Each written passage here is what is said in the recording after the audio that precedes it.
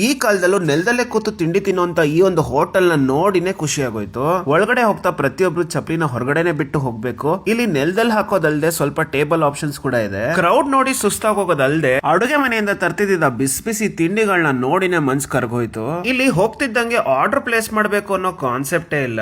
ಇಲ್ಲಿ ತಿಂಡಿ ಪಂಕ್ತಿ ಲೆಕ್ಕದಲ್ಲಿ ನಡೀತಾನೆ ಇರುತ್ತೆ. ಸುಮಾರು 15ರಿಂದ 20 ನಿಮಿಷದವರೆಗೂ ನಾವು ಕಾದಿದೀವಿ, ಬಟ್ ಅದು ಕಡಿಮೆ ಅಂತೆ. ಪಂಕ್ತಿ ಆಗೋರ್ಗು ಹೊರಗಡೆನೆ ಕಾದು ಫುಲ್ ಕ್ಲೀನ್ ಮಾಡಾದ್ಮೇಲೆ ಒಳಗ್ ಬಂದ್ ಕುತ್ಕೋಬೇಕು. ನಾವು ಫ್ಯಾಮಿಲಿ ಜೊತೆ ಹೋದವರು ಫಸ್ಟ್ ಟೈಮ್ ಟ್ರೈ ಮಾಡಿದ್ವಿ ಜಾಗನ. ಕೂತ್ ನಂತರ ಪಂಕ್ತಿ ಶುರು ಆಯ್ತು. ಎಲೆ ಹಾಕಿ ಶುರು ಮಾಡ್ತಾರೆ, ಆಮೇಲೆ ಬಿಸಿ ಬಿಸಿ ಒಂದೊಂದೇ ಪದಾರ್ಥ ಶುರು ಆಗುತ್ತೆ. ಮೊದ್ಲಿಗೆ ಬಂದಿದ್ದು ಬಿಸಿ ಬಿಸಿ ಇಡ್ಲಿ, ಇದ್ರ ಜೊತೆ ಬಿಸಿ ಬಿಸಿ ಬಿಸ್ಕುಟ್ ಕೂಡ ಬಂತು.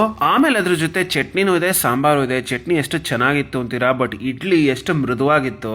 ಆರಾಮಾಗಿ ಒಬ್ರೆ 4 ಇಡ್ಲಿ ತಿನ್ಬೋದು, ಅಷ್ಟು ಮೃದುವಾಗಿತ್ತು. ಸಾಂಬಾರು ಬಿಸಿ ಬಿಸಿಯಾಗಿ ಸಖತ್ತಾಗಿತ್ತು. ಫುಡ್ ಇದು ಕ್ವಾಲಿಟಿ ಮಾತ್ರ ಸ್ವರ್ಗ ಗುರು. ಆಮೇಲೆ ಬಂತು ಬಿಸಿ ಬಿಸಿ ಪೂರಿ. ಬಿಸಿ ಬಿಸಿ ಪದ ಬಳಕೆಯನ್ನು ಮಿಸ್ ಮಾಡಬೇಡಿ, ಯಾಕಂದ್ರೆ ಪ್ರತಿಯೊಂದು ಅಷ್ಟು ಬಿಸಿ ಇತ್ತು. ಅದೇ ಇದ್ರ ಜೊತೆ ಕೊಟ್ಟಿದ್ದ ಆಲೂಗಡ್ಡೆ ಸಾಗು ನಮ್ಗೆ ಯಾಕೋ ಅಷ್ಟು ಇಷ್ಟ ಆಗ್ಲಿಲ್ಲ. ಕೊನೆಯದಾಗಿ ಇಲ್ಲಿ ಕಾಫಿ ಟೀ ಆಪ್ಷನ್ ಕೂಡ ಇದೆ. ಇವರು ಅದೆಷ್ಟು ನಂಬಿಕೆಯಿಂದ ನಡೆಸ್ತಾ ಇದಾರೆ ಅಂದ್ರೆ ಪಂಕ್ತಿ ಮುಗಿದ ಮೇಲೆ ನೀವು ಎಷ್ಟು ಐಟಮ್ಸ್ ನ ತಿಂದ್ರಿ ಅಂತ ಹೇಳಿದ್ರೆ ಅದ್ರ ಮೇಲೆ ಬಿಲ್ ಮಾಡ್ಕೊಡ್ತಾರೆ. ಈ ಕಾಲದಲ್ಲೂ ಇಷ್ಟು ಒಳ್ಳೆ ಮನೆ ತಿಂಡಿ, ಈ ತರ ಕ್ವಾಲಿಟಿ, ಈ ತರ ಸಿಸ್ಟಮ್ ಅಲ್ಲಿ ಸಿಕ್ತಿರೋದನ್ನ ನೋಡಿ ತುಂಬಾ ಖುಷಿ ಆಯ್ತು.